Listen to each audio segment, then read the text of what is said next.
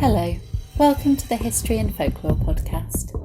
Today I'm being joined by Mark Norman, a folklore researcher and writer based in Devon. As well as being a committee member for the Folklore Society, he also hosts and runs the popular Folklore Podcast and has a number of published works, including his book Black Dog Folklore. Today we will be talking about his newly published book, Telling the Bees and Other Customs. So hello Mark and welcome to the podcast. Hi Holly, thanks for inviting me on. It's been lovely listening to your new podcast, so it's great to have a chance to come on and talk to you in person. So we're here today to talk about your new book, Telling the Bees. I've read your previous book, which is about black dogs. This is obviously quite a different type of folklore. So what made you want to write a book about the folklore of rural crafts? It was a bit of a surprise really, because I wasn't intending to write it originally. I'd spoken to the History Press, who publish this book, about doing some kind of follow-up to the Black Dog book, but looking more at the stories themselves rather than the non-fiction folklore behind it. Because the History Press have a couple of strands really. They look at history, but also have quite a good strand that looks at folk tales and storytelling. And I was thinking about that strand particularly. So I thought, well, I'll give them a try on a kind of follow-up to this. So I spoke to the commissioning editor about it and said, I was thinking of doing such and such a thing with and sort of putting the stories alongside some of the facts behind it. And we spoke a bit and decided that it wouldn't work in the kind of format that they usually present their books in. But off the back of that, she said, well, that doesn't mean we don't want you to write for us. Actually, we'd really like you to write for us. Can you write something else instead? So I went away to think about it and thought, well, there are various episodes of the podcast that I've either done or was thinking about doing that kind of feed into this. And it kind of grew from there, and thought, well, there's areas that I can develop on that I've written about before. The starting point for it really was the chapter on wool and spinning and weaving and those kinds of practices and beliefs and superstitions, which there was an episode of the podcast on already. So I started by looking at that original script and then expanding it out from there and going, okay, what can we add to this? We'll take it out to other countries. We'll take it back into the mythology a little bit. And I shaped that chapter first and thought, actually, that comes together quite well. So then, having already spoken to them about the other subjects that would be quite good, and that was a two-way process as to what they wanted to explore, it kind of went out from there, really. You do actually focus on an amazing amount of information for the different chapters. Like you go everywhere from somebody's local story that you met in a village somewhere, Japanese mythology, ancient Egyptian history. How did you decide what you wanted to focus on, and how did you sift through the info while you were doing all of your reading for it? Well, it was kind of an organic process, really, and there did end up being an awful lot in there. I was only allowed a word count of kind of 45 to 50,000 words. And the first feedback I had, bless her, from my commissioning editor when I sent the first copy of the manuscript in was, there's a lot of stuff in here, isn't there? And I was like, yeah, there really is. My interests are predominantly UK-based folklore because that's the area that I work with most in my own research. But I wanted to take it further than that because so much of the history and so much of the superstition that lies behind these kind of crafts isn't necessarily based in one country. I mean, you know yourself from your own Anglo-Saxon research, at the very least, probably, how folklore and stories travel as people travel along migratory routes and so on. And so stories get absorbed into other cultures and take on elements of that culture. And that's quite easily trackable with both the history and the folklore in some of these crafts. You look at something like the spinning wheel, thinking about wool, for example, you can track the progress of the spinning wheel across the world in its development. And the same happens with the stories as well. So I knew it had to have a broader spread.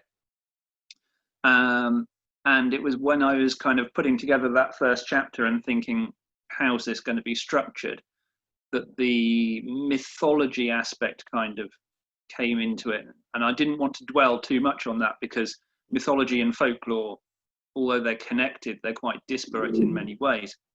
But it gives a good introduction to the subject each time. So it ended up being that the first section of the chapter was going to end up being mythology and how the history of mythology connects into the folklore, and then it went on from there. It's really interesting actually seeing all the myths and the stories and the practices you draw on. So you say this was the case in England and this is a case in a totally different country 200 years later, and how you draw on the connectivity between them. Is there anything while you were researching that you thought, oh, that's actually quite surprising? So you went into it expecting to find one thing based on your knowledge and actually finding something completely different? Yeah, I mean, things surprise me all the time, I think, when I'm researching this, to be honest. What always surprises me most with this subject is how you start looking at one aspect, and then you go to another country and you look at that aspect in another country, and you find these really close parallels, which don't necessarily at first sight seem to be connected. And then when you look into it further, you can see, oh yeah, I can see how that would have moved and developed from here. And I think what surprises me most always is as I'm researching a subject, things just kind of crop up when I go off on, I'm terrible for going off on tangents and thinking, oh, that's quite interesting. Why is that? And then you go and look at one little object in a story or something like that. And then you find a whole kind of subset of things which relate to that.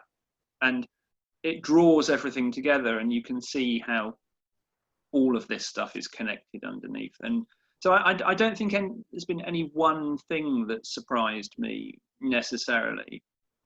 I suppose I was quite surprised that I was able to get xenomorphs from aliens and golden syrup into this book, for example, and those kinds of really weird things that you wouldn't think were connected. That's always quite nice when you can do that. But what always surprises me most is just how interconnected all of this stuff is.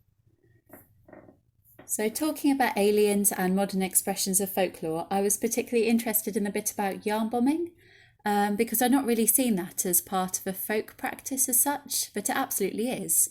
So when I was reading about it, I was like, absolutely, that's amazing. Do you do any of those modern folk practices in your daily life? Well, yeah, do you know, we all do, really, let's be honest. I mean, I've painted rocks as part of a school project with my daughter and put them in the landscape, for example. You know, we've been geocaching, letterboxing on Dartmoor. Those are practices in the landscape which are going to end up being culturally significant and will relate to folklore in some time. But actually, you know, we do it every day because you and I both run things on the internet, and that means that we engage through social media. And on a Friday, you post something about folklore on your social media channels, but you offer your own commentary on it, or you offer your own slant on it. You're not just pulling something out of a book. So you're engaging with that in a modern way.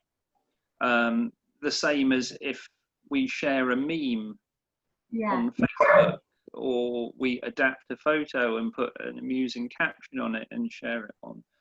We're engaging with digital folklore in that way every time we use the internet. So we might not consciously be setting out to do a modern folk practice, but we absolutely are every time we do that. Yeah, I'm very much looking forward to, well, I probably won't be alive for it, to be fair, but when historians look at the culture of memes in the 21st century, that's going to be really fascinating for future historians. There's a fascinating TED talk by Lynn McNeil from Utah State University on memes and digital folklore. And if you're interested in that as a subject, it's only about a 12 minute talk. It's on YouTube. Watch it. It's hilarious and really relevant to folklore in the 21st century. I'll have to look that up. Actually, with the rock painting, I went to a lecture at a festival a few years ago, and And there was a man who was saying about rock painting and how they found stones that they think were moved thousands and thousands of years ago by people who just pick them up and move them because they like them. And how we still do that today. So we find a stone at the beach and we bring it home. And he was just saying how there's something quite comforting about like these simple actions that are ingrained and a part of what makes us human. It's mirroring what nature does as well, isn't it? Because if you think about culturally relevant large rocks, for example, the Devil's Stone at Shebbear, which is one that's quite close to where I live, where every year the villagers turn the stone through 180 degrees because that folk practice is said to keep the devil out of the village. That rock is significant because it doesn't match the landscape around it, and that's because it's a glacial erratic. So in the Ice Age, it would have been brought down on the ice flows, deposited in this part of the landscape, and now looks out of place. You know, we take painted rocks and we put them elsewhere where they're out of place in the landscape. Nature's been doing it for years.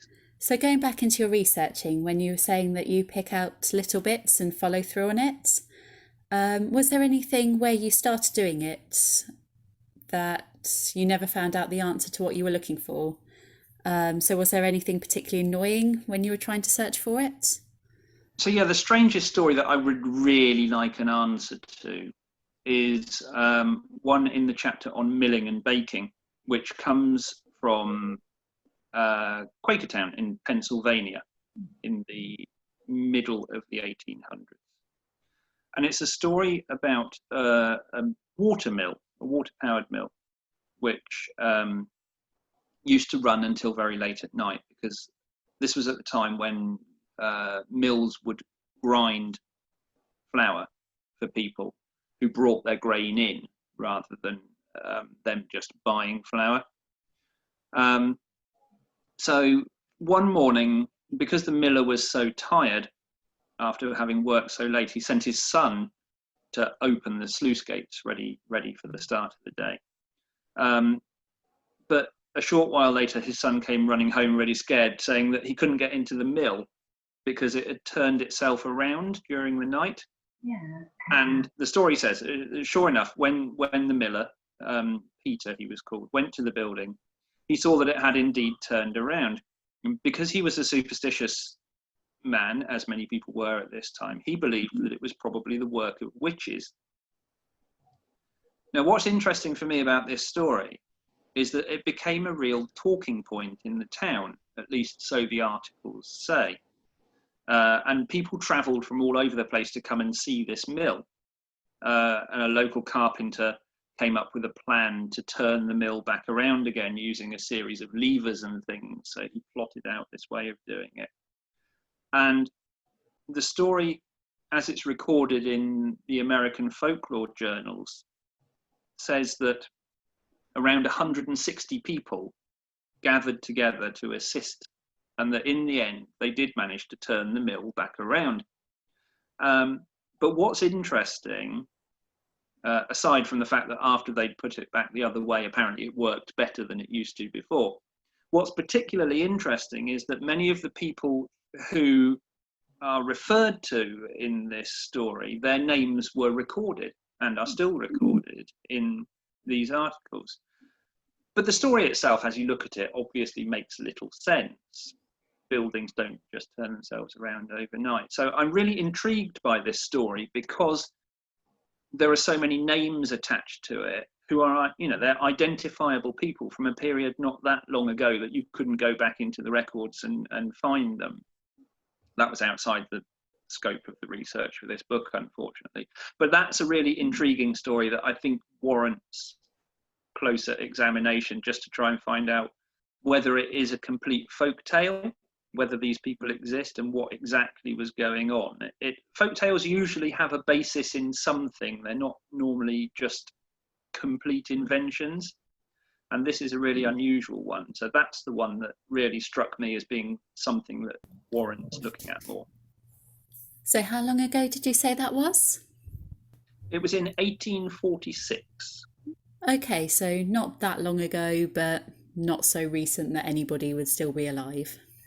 No, nobody that would still be living, but certainly records would exist of people who lived in that in Quakertown, that town at that period. Sounds like you need to go on a holiday for your podcast. Go and interview some people. Yes, I think it's a story that definitely needs looking at. We can throw it open to American listeners to comment on. That would be absolutely lovely. Maybe we'll have somebody from Quakertown. Have you ever come across a similar story elsewhere, or is that the only? No, it's not one that I've found a particular parallel with anywhere else. Admittedly, it's not something that I've looked in great detail in. But normally with a story of that kind of significance in terms of something really unusual happening, you would be aware of a similar story from elsewhere. I'm not, but I'm happy to be told one if there is one. So if anybody knows one, please let us know. So in your research, you said you started off with your first chapter, which is spinning and weaving. Is that the part? Obviously, you'd already done a podcast episode on that. Was that the topic that you most enjoyed researching and writing, or was there a bit that you particularly enjoyed the most? I enjoyed it all equally, actually, because the research into this kind of traditional folklore is what I'm particularly interested in. So I couldn't pick one chapter out probably that I would have said is a certain favourite. The wool one I quite like because I live amongst wool. Tracy, my wife, is an avid knitter. So there's always wool and spinning wheels. Actually, we have 3 everywhere. She knits things like, your listeners won't be able to see this, but I'll show you. Tiny tomtens. Oh, they're adorable. And other similar folklore creatures. So there's a green man. There's there's a half-made fairy down to my left somewhere. So wool is very close to me for that reason all the time, I guess. So that was a lot of fun, and actually investigating that whole kind of modern culture of yarn bombing was interesting as well. But I am very keen on traditional superstitious beliefs and those sorts of things. So those aspects of all of the chapters were interesting. I mean, the book is called Telling the Bees, and the bees and beekeeping chapter obviously had a lot of that sort of thing connected to it, which was fun. But I think just that aspect of all of it was a joy to research. I do find though that I do a bit of spinning and weaving and things. I do find that learning about those sorts of things does make you feel a bit more connected to history and gives you a better understanding. Just learning how long it would take to spin something, to weave it and make it into clothes. Yeah, it shows what a different world it was when people worked in those ways. I'm thinking of photographs of women going to sell woolen goods at market, for example, where they're walking along with a basket on their head, which is full of garments that they've made to sell at market. But then they have this attachment on a belt on their waist, which holds the wool so they can still be knitting whilst they're walking along to the market to sell what they've already knitted. And yeah, I mean, it was a time of great non-industrial industry, wasn't it? And it's a real eye-opener to see how communities lived and worked, really, compared to the, let's be honest, luxury that we enjoy in many ways now. Yeah. So if people are interested in buying your book, where's the best place for them to buy it? Well, you can buy it in many places. I would always encourage people to buy, firstly, from the author, if that's possible, because authors like to eat food too, and they make more money if you buy the books directly from them. Often publishers will you can buy books from your distributor at a particular rate, which is more beneficial than the royalties that you get from a publisher sale or a bookshop sale, for example. So the best way is to get it from me directly. So you can go to the Folklore Podcast website at www.thefolklorepodcast.com, and you can go into the shop in there and you can buy a physical print copy from there. You can message me and I'll sign it and dedicate it if you want me to as well. But you can buy it from there. Otherwise, if you can't get it from there or don't want to get it from there for any reason, then in print, you can get it from the History Press, the publishers. You can get it from Amazon, Waterstones, all good bookshops, but do support your independent ones if you can. If you prefer to read on Kindle, then it is available as an ebook via that usual channel as well. Okay, so this is a bit of a strange question to finish on, but I've got a Friday tradition on my Instagram where I share a folklore fact that makes me particularly happy, and I ask others to do the same. So have you got a folklore fact from the book that makes you particularly happy? Oh, I suppose from the book, I mentioned it earlier in passing, I suppose, but one that made me particularly happy from the book was that piece of hidden folklore that you find on the front of golden syrup tins, which is what looks like a sleeping lion on the front of a very well-known brand of golden syrup. The Guinness Book of World Records has it as the longest running unchanged brand packaging in food retailing, this particular brand of golden syrup, which has what looks like a reclining lion on the front of it, but is in fact a dead lion if you look at it more closely, with a swarm of bees emerging from the carcass of the lion, which links in with the biblical story of Samson finding a swarm of bees creating honey in the carcass of a lion. The slogan on this syrup tin says, "From strength comes sweetness," which again relates to this whole story. And I won't go into it in great detail, but that story of Samson in the Bible is very closely related to 2 or 3 other mythological sun god or similar stories. Bee swarming has a lot of folklore attached to it as well. So that whole kind of picture on the front of a tin of golden syrup in your cupboard has loads of mythology and folklore attached to it, which 99% of people would never realise. Those are the kind of facts that make me happy. That is a fascinating fact. It's amazing how much folklore is just hidden around your home. So thank you for being on the podcast. It's been absolutely amazing to have you on and to be able to ask you some questions about your book. It's been a pleasure to come on and be your first guest on your podcast rather than just your normal eloquent presentation. So thank you for inviting me. Thank you very much. Thank you for listening to this episode of the History and Folklore Podcast. If you are interested in buying your own copy of Telling the Bees, you can find it on the Folklore Podcast website at www.thefolklorepodcast.com under the shop tab. I would highly recommend buying a copy, as it is filled with incredibly interesting and entertaining folklore and stories from around the world. Mark is also organising a number of online lectures over the coming months on various aspects of folklore, including black dog folklore and the practices of cunning women. If you might be interested in these, more details can be found on the Folklore Podcast website under the shop tab. If you enjoyed this episode, or if you didn't, I would really appreciate it if you could leave a review and follow me on Facebook at History and Folklore Podcast or Instagram at History and Folklore, where you can give feedback, be notified of future episodes, and also discover lots of strange and unusual history and folklore facts. You can also get in touch by emailing me at historyandfolklorepodcast@gmail.com. Thank you, and I hope to see you for the next episode.